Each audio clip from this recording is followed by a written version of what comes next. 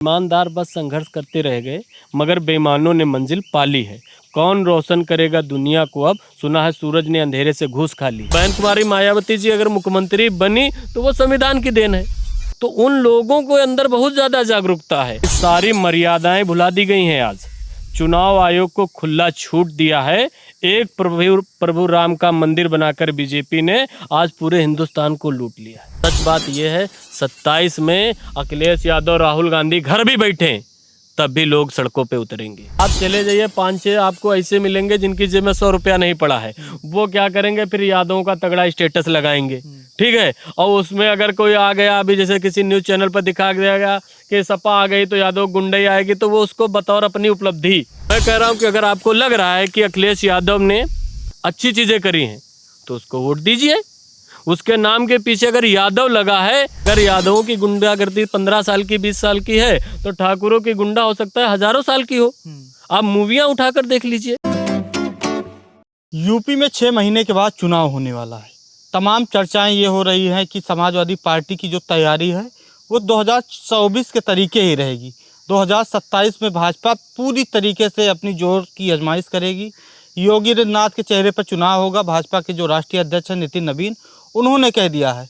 तो हम इस समय मलिहाबाद में बैठे हुए हैं। चंद्र प्रकाश भाई हमारे साथ हैं।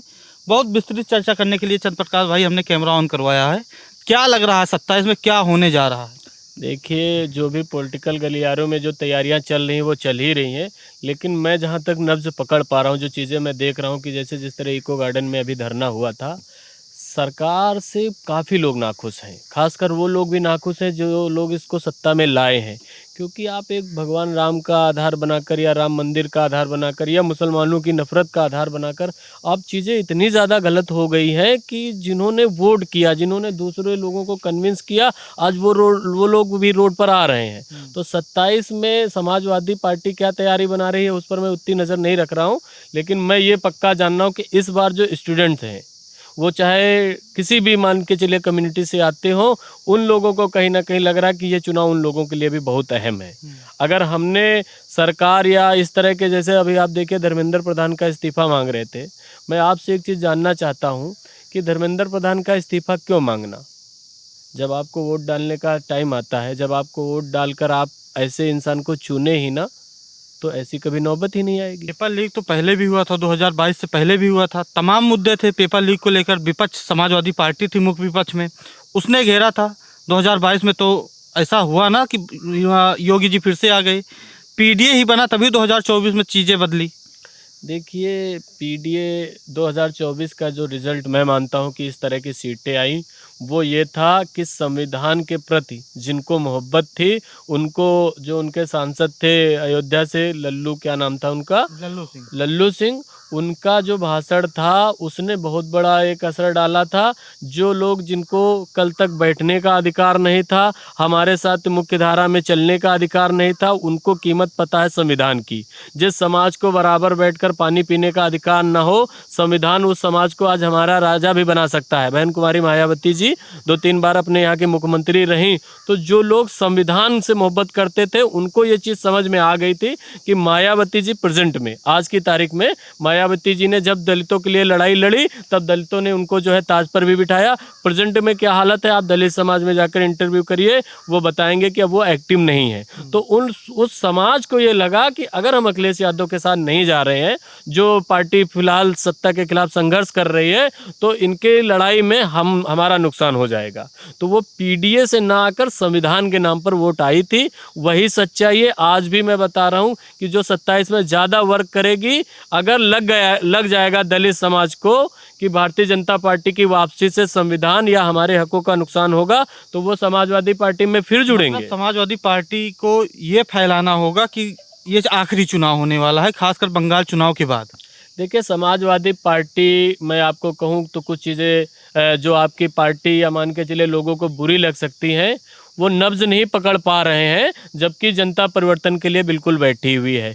इस बार मैंने कहा ना, समाजवादी पार्टी से कहीं ज़्यादा, कांग्रेस से कहीं ज़्यादा जो लोग चाहते हैं कि संविधान रहना चाहिए, डेमोक्रेसी रहनी चाहिए, वो लोग देखना इस बार रोड पर खुद आएंगे, क्योंकि उनका ये मानना है संविधान रहेगा तो कल जो है हम राजा बन सकते हैं। संविधान ये हक देता है, जिस दलित को आज से 500 साल पहले, 200 साल पहले कुएं में बराबर पानी पीने का अधिकार नहीं था, मंदिर में पूजा पाठ करने का अधिकार नहीं था। अभी आपने एक वीडियो देखी है, इधर गंगा की तरफ से आई है कि किस तरह पीटा जा रहा है। तो उस समाज को इस चीज़ की चिंता है कि जो चीज़ हमें हक दिलाती है, हक बराबरी का छोड़िए, हम लोगों के ऊपर आकर वो बतौर राजा, अगर आप मुख्यमंत्री बनती हैं प्रदेश की तो मान के चलिए 5 साल के लिए आप उस प्रदेश की राजा हैं। बहन कुमारी मायावती जी अगर मुख्यमंत्री बनी तो वो संविधान की देन है।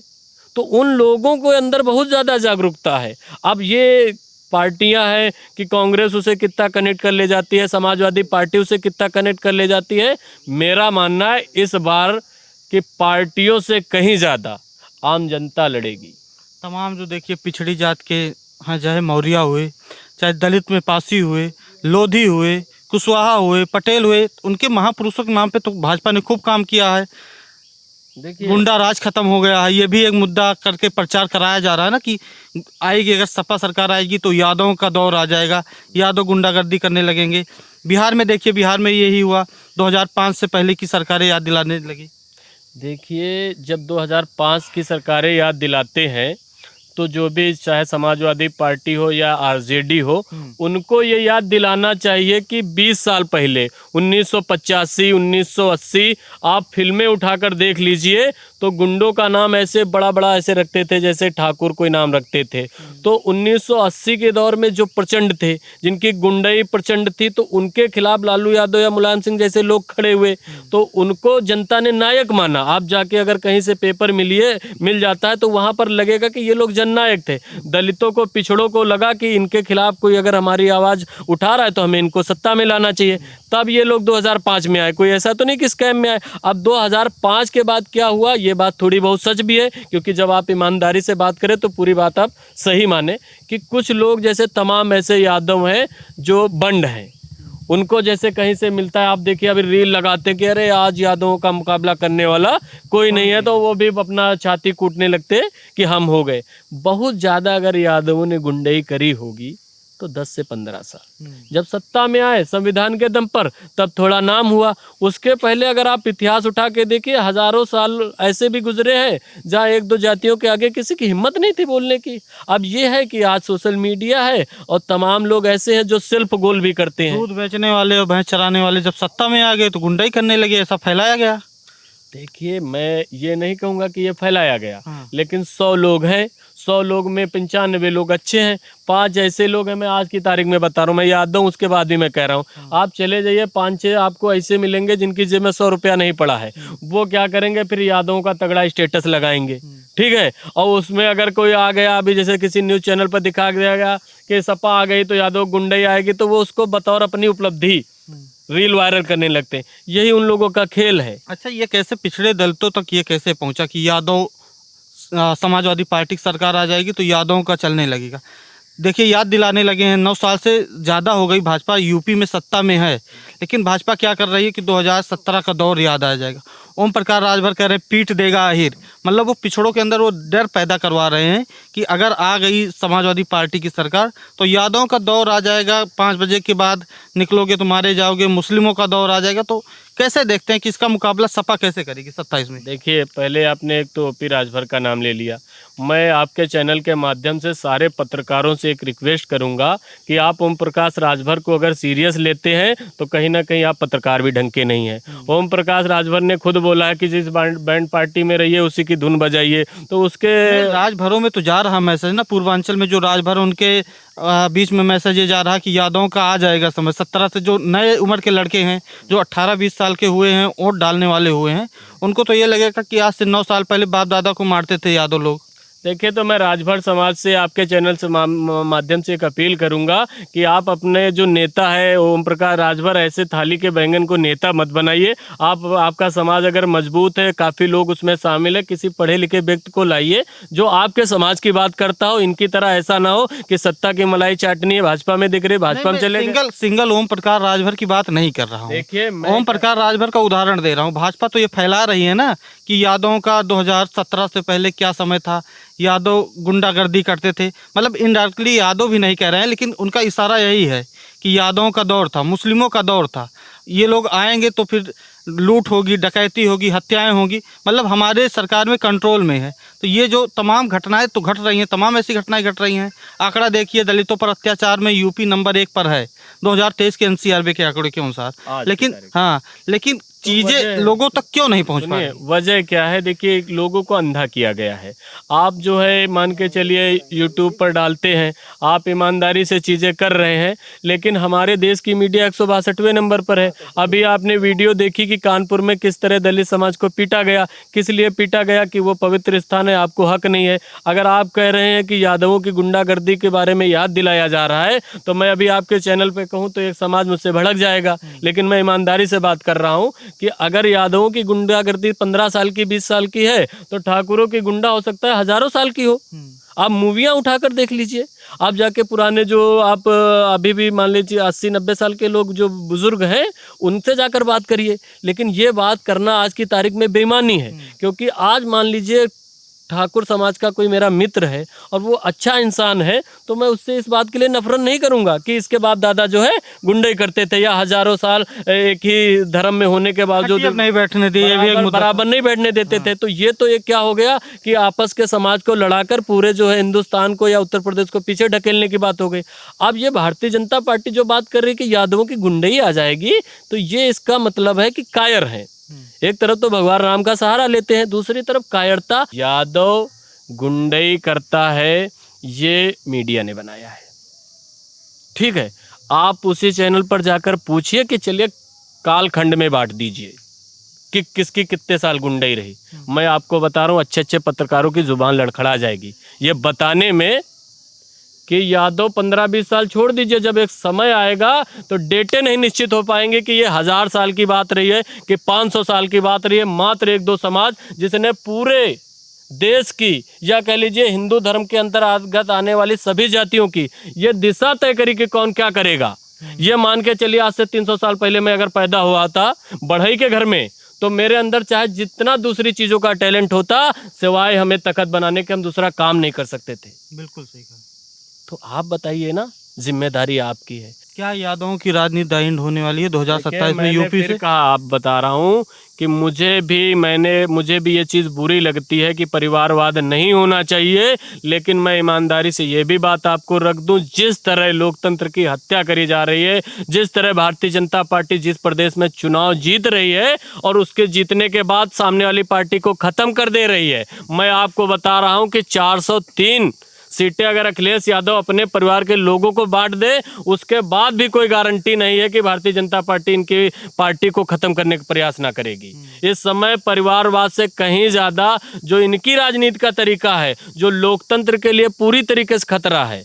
आप बताइए कि जो टीएमसी बंगाल में इतनी मजबूत थी, आज टूट की कगार पर आ गई। आपने देखा होगा अखिलेश यादव जब मनोज पांडे लोग पार्टी छोड़कर गए थे तो बहुत भावुक थे कि किस पर भरोसा करें। अगर अपने परिवार पर भरोसा करके टिकट दे रहे हैं तो परिवारवाद का आरोप लग रहा है, अगर बाहरियों को टिकट दे रहे हैं तो वो तो मौका परस्त है। यही ओम प्रकाश राजभर देखिए, अभी जब सपा के साइड था किस तरह बोल रहा था।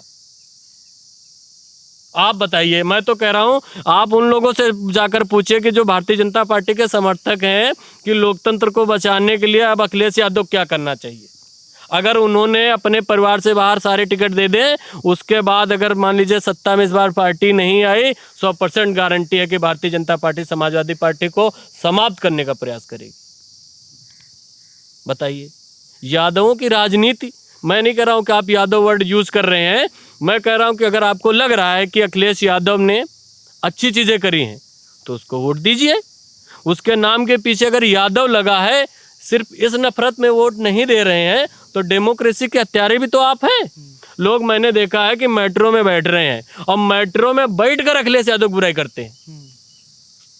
आपका, मेरा और नेताओं का क्या रिश्ता है? मैं हर एक चीज़ का टैक्स देता हूं, मेरा सीधा संबंध होना चाहिए कि आप मुझसे टैक्स ले रहे हैं, मेरे बगल में नाली क्या बनाई, आपने क्या चीज़ें मुझे दी।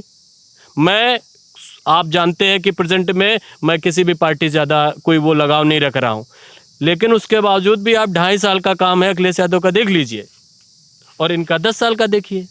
हमारे कहने का मतलब है यूथ है, आप अगर आपके पापा जातिवाद से या धर्मवाद से प्रेरित है, आप जगाइए कि अखिलेश यादव को सिर्फ इस बात के लिए ब्लेम करना कि वो मुसलमानों की तरफ उनका दिल लगा रहता है और उनका विकास को नकार के आप इतना नफरती बना दिए मामला कि आपको ना तो ये आगरा एक्सप्रेसवे दिखता है, ना इकाना स्टेडियम दिखता है, ना मेट्रो दिखती है। उसी ने एम्बुलेंस चलाई, उसी ने 100 नंबर का जो है वो लाया। उन्होंने जाना कि यार गलत हो रहा है, अगर लूटपाट हो रही है तो रात के समय एक ऐसी गाड़ी होनी चाहिए कि एक कॉल पर जो है पहुंचे या वो गश्त लगाए। आज उन सबको नकार कर आप, उन्होंने जब प्रयास किया कि शायद शिवपाल यादव के होने से गुंडागर्दी के आरोप लगते हैं तो उन्होंने उनको थोड़ा किनारा करने की कोशिश किया, तो इसी भारतीय जनता पार्टी ने बाद में क्या बताया कि जो अपने चाचा का नहीं हुआ वो जो है देश प्रदेश का क्या होगा। चाचा से अगर मोहब्बत कर ले तो क्या कहते हैं कि चाचा की वजह से गुंडे आ रहे हैं। और रह गई बात मुसलमानों को, मैं आपको एक चीज़ बता दूं कि मुसलमानों को भारतीय जनता पार्टी को पूजना चाहिए। एक लाइन मैंने लिखी कि बगैर नफरत फैलाए कहीं गुजारा ना होता। नहीं, लाइन मुझे याद नहीं आ रही है, कुल मिला के उसका यही कहना, लाइन याद आ गई कि किसी मजबूत मुद्दे का सहारा ना होता, बगैर नफरत फैलाए कहीं गुजारा ना होता। भाजपा वालों, तुम्हें तो पूजना चाहिए मुसलमानों को, ना होते अगर मुसलमान तो तुम्हारा क्या होता।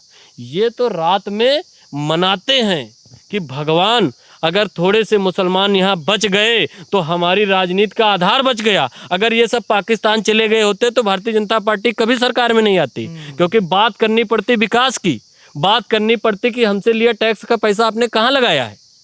आज मुसलमानों के नाम पर अंधा करके काम चला रहे। और लोग भी, आप गए थे इको गार्डन में, उनसे पूछिए, और धर्मेंद्र प्रधान के इस्तीफे के लिए रट लगाए बैठे हो। 27 में क्या करोगे? अगर 27 में अपनी जिम्मेदारी वोट डालते समय नहीं निभा पा रहे हो तो क्यों आप इस तरह का जो है प्रोटेस्ट कर रहे हो? और आप अतीक अहमद की हमेशा बात क्यों करते हैं? आप जो है एपीजे अब्दुल कलाम की बात क्यों नहीं करते, जिन्होंने देश के लिए इतनी चीजें करी? आज वो युवा अवस्था में जिंदा होते तो उनको कितना बुरा लगता कि जिस देश के लिए मैंने मिसाल बनाई वो देश ही मुझे आज दुश्मन की तरह देख रहा है। मैं कह रहा हूं कि मुसलमान जो गुंडा है उसके खिलाफ कार्रवाई करिए, मैं आपके सपोर्ट में खड़ा हूं, लेकिन उनको आधार बनाकर आप पूरे देश का कत्ल कर रहे हैं। मुसलमानों के प्रति आज लोगों में इतनी नफरत हो गई है कि वो महंगाई झेल रहे हैं, बेरोजगारी झेल रहे हैं, पेपर लीक झेल रहे हैं। सब कुछ झेलने के बाद भाजपा है तो हम सुरक्षित हैं। भाजपा जब नहीं थी तब भी आप सुरक्षित थे। सच बात यह है, 27 में अखिलेश यादव, राहुल गांधी घर भी बैठे तब भी लोग सड़कों पे उतरेंगे, क्योंकि उनको अपने प्रदेश, अपने देश, अपने लोगों से मोहब्बत है, अपने समाज को बचाना है। ये तीसरा टर्म है इस बार यूपी में। क्या मिला है? आप जाइए, आप लोग खुद गलत वीडियो करते हैं। आप पीडीए की बात मत करिए, आप बात करिए कि भारतीय जनता पार्टी ने 12 सालों में क्या किया है। आप जाइए उन गौशालाओं की वीडियो लीजिए जिनके नाम पर 2017 में सरकार में आए थे। गायें आज मर रही हैं। यहाँ तक कि आज मुसलमान समाज आके बोल रहा कि गाय को जो है राष्ट्रीय पशु घोषित करिए, लेकिन इनका क्या कहना है कि मैं राष्ट्रीय पशु घोषित कर दूंगा, व्यापारिक नुकसान हो जाएगा और एक मजबूत मुद्दा हमेशा के लिए छूट जाएगा। राम मंदिर बनने के बाद ये दुखी हुए कि एक ये मुद्दा था जिसके माध्यम से हम जीत सकते थे। सारे फ्री के मुद्दे 12 सालों में, 15 सालों में, मैं भारतीय जनता पार्टी के समर्थकों के दिल से पूछना चाहता हूं कि उनको कब क्या दिया गया? 3 तलाक आपकी बीवी का मामला नहीं था, ना उसमें पैसा लगने थे। कश्मीर, कितने लोगों की औकात है आज कश्मीर में जाके प्लॉट ले लिए? हालत ये हो गई कि लखनऊ में बेच दे रहे हैं, इतनी महंगाई है, लेकिन उसमें एक भी पैसा सरकार का लगना नहीं था। मंदिर में एक पैसा नहीं लगना था। मिलिट्री की बात हुई, आज कहाँ है सेना की बात, कहाँ हो रही है? एक चुनाव सेना के नाम पर, एक चुनाव गाय के नाम पर, एक चुनाव जो है मंदिर के नाम पर, अगला चुनाव महाराजा कंसा पासी कसमंडी के नाम पर तैयारी बना रहे हैं। लेकिन लोग परेशान हो गए। कौन लोग परेशान है? जो भारतीय जनता पार्टी को वोट दे रहे हैं। आप जाइए, ब्राह्मण समाज के जो लड़के पढ़ रहे हैं उनकी आप वीडियो लीजिए, उनकी जो निकल कर आएगी वो असली दर्द है। वो अपने समाज से पीड़ित है कि तुम्हारे द्वारा किया गया अंधा वोट आज हमको भोगना पड़ रहा है। नीट में आपको क्या लगता है, यादव के बच्चे सिर्फ थे? बड़ा एग्जाम है। ज़्यादातर जो मैं मानता हूँ ब्राह्मण समाज ज्ञान में आगे है, उनके बच्चे पढ़ने में भी तेज हैं। आप जाके अगर डाटा कहीं से निकल सकता है, उन्हीं के बच्चे सबसे ज़्यादा निकलेंगे। और वो आए थे इको गार्डन। और पीडीए के चक्कर में मत पड़िए। अखिलेश यादव जी तक अगर मेरी आप बात पहुंचा सकते हैं, आप सिर्फ इस सरकार के कुकर्म के खिलाफ उतरिए। आप इको गार्डन आए, अगर अभिजीत दीपको को इतना सपोर्ट मिल सकता है तो आपको भी मिलेगा। और अगर आप संघर्ष नहीं कर सकते हैं तो आप भी वोट के उत्तराधिकारी नहीं हैं। मैं यादव होने के बाद ये बात कह रहा हूं। अगर आपको लगता है कि आपकी ठेकेदारी है तो फिर ठेकेदार बदल जाएंगे। दूसरी बात, भारतीय जनता पार्टी ने धर्म की ठेकेदारी पकड़ रखी है। आप मेरा इंटरव्यू कम लीजिए, मेरे साथ किसी मजबूत साधु को बिठाइए, फिर मैं आपको बताऊं कि असली धर्म क्या था, क्या बताना था लोगों को, अब क्या बता दिया गया। काम होना चाहिए 3-4 मुद्दों पर। मीडिया क्या कर रहे, 15 दिन ये मुद्दा चल रहा, उस पर व्यूज आ रहे हैं, 15 दिन बाद दूसरा मुद्दा आ गया, उस पर व्यूज आने लगे, और साल का जब बही खाता लिखा गया तो जहां से चले थे वहीं पर खड़े।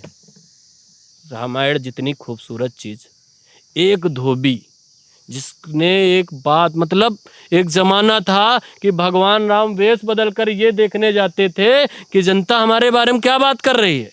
मतलब राजा क्या कर्तव्य है कि राजा अगर स्वयं जाएगा अपने असली स्वरूप में तो जनता दबाव में सच्चाई नहीं बोलेगी, तो वेश बदलकर सच जानने का प्रयास करते थे। और आज हमारे राजा क्या कर रहे हैं कि पूरा धोबी समाज, मान के चलिए पत्रकार समाज, माइक लिए पीछे घूमता रहता है कि आइए मुझे बताना है कि ये चीज़ें गलत हो रही है, आपसे पूछना है। कोई जिम्मेदारी नहीं ले रहे। उससे बड़ा अनर्थ ये कि जो भगवान राम की परिपाटी के उलट चल रहे हैं, उनको ये माना जा रहा है कि ये भगवान राम के मानने वाले, कि किसी के पास आंसर नहीं। साधु संत, रामायण में लिखा है, विश्वामित्र करके जो हैं उन्होंने बताया कि पुरोहित का काम क्या है। पुरोहित का काम है राजा को राजधर्म बताना। पुरोहित के अंदर कभी भी स्वार्थ नहीं हो सकता। आज हमारे पुरोहित योगी आदित्यनाथ जी स्वयं राजा बने बैठे। मैं आपको बता दूं संत की क्या परिभाषा है। जिस क्षण संत के अंदर स्वार्थ आ गया, उस क्षण वो संत ही नहीं रहा। मेरा बच्चा स्कूल जाता है, अगर 180 में 162 उसकी रैंक आती है तो मैं यही कहूँगा कि ये पढ़ाई छोड़ दे, क्योंकि ये कोई रैंक ही नहीं है। और वो लोग जब जिम्मेदारी से नहीं निभा रहे हैं तो वहाँ से मैंने एक लाइन लिखी है कि ईमानदार बस संघर्ष करते रह गए मगर बेईमानों ने मंजिल पाली है।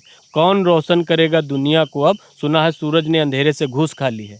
आप लोग ज़मीन पर रेंग रहे हैं, आप लोग गरीबों कमज़ोरों का दर्द दिखा रहे हैं, वो मेलोडी दिखा रही है, वो झालमुड़ी दिखा रही। और एबीपी न्यूज़ तो मुझे ऐसा चैनल लगता है कि संदीप चौधरी को देखता हूँ तो मुझे लगता है कि ईमानदारी की गंगा बह रही है। चित्रा त्रिपाठी को देखता हूँ तो लग रहा है कि उसी में नाले का भी आगमन हो गया है। समझिम ने एक बार अभी एक पत्रकार मुझे मिला, उसी चैनल से जुड़ा, हमने उनसे पूछा तो उन्होंने कहा कि ये बैलेंस बनाने ये का तो फंडा है ना, जनता को एक बेवकूफ़ बनाए, एक अच्छा दिखाए। ये तो फंडा है, बिजनेसमैन का फंडा। ये तो मानिए ना आप। देखिए, धर्म का समय चल रहा है, इस समय धर्म की बहुत बातें होती हैं। और धर्म क्या कहता है कि आपका जो भी कार्य है उसको आप धर्मानुसार करिए। मीडिया का कार्य क्या है?